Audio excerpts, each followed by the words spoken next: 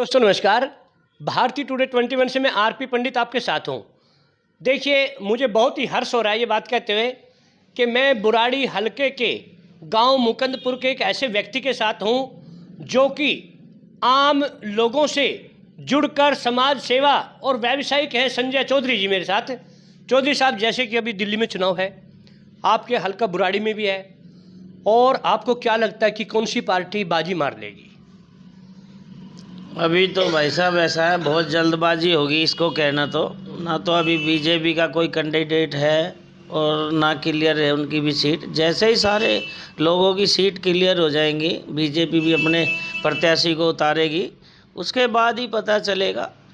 और जो अच्छा काम करेगा हमारी बुराड़ी के लिए, वही हमारा प्रत्याशी जीतेगा। और हमारे को कोई एक स्पेशल किसी एक के वो हम है नहीं।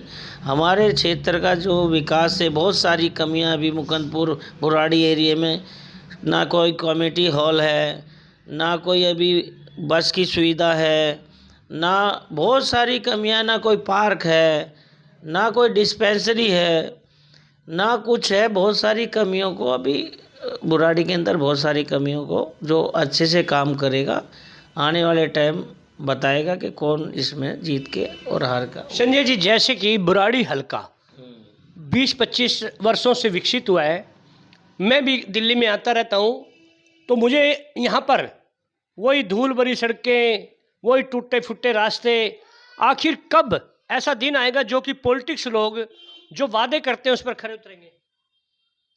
देखो, धीरे धीरे काफ़ी बदला है, पहले से सूरत काफ़ी बदली है। काफ़ी बुरा हाल था एक टाइम में, आज काफ़ी सूरत बदली है। धीरे धीरे बदलेगी भी, लेकिन बहुत सी जो ज़रूरत की चीज़ें हैं वो नहीं है। हमारा एरिया जो बुराड़ी विधानसभा या कहीं का भी दिल्ली का, सब नाली गली सड़क पे ही अटके हुए हैं। इससे आगे कोई बढ़ने को तैयार नहीं है।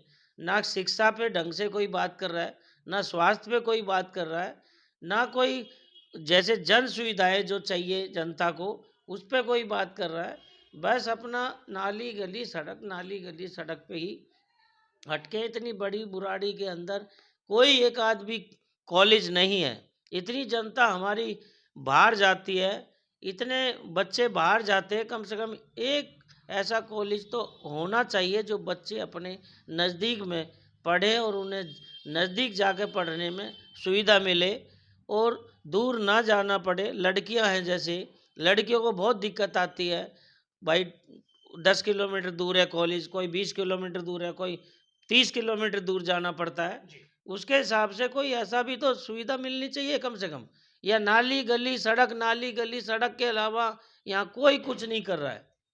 इससे ज़्यादा कोई कुछ किया भी नहीं है अभी तक। तो देखिए संजय चौधरी जी ने जिस तरह से मैंने कहा था कि ये ज़मीन से जुड़े लोगों की समस्याओं को सुनकर अपने जीवन का, अपने प्रतिदिन 2-3-4 घंटे ऐसे बेसहारा कमज़ोर लोगों के बीच में लगाते हैं जिनके कभी राशन कार्ड नहीं है, कभी बिजली का कनेक्शन ठीक नहीं है, किसी की कोई सुविधा नहीं है, किसी की बच्चों की शादी है।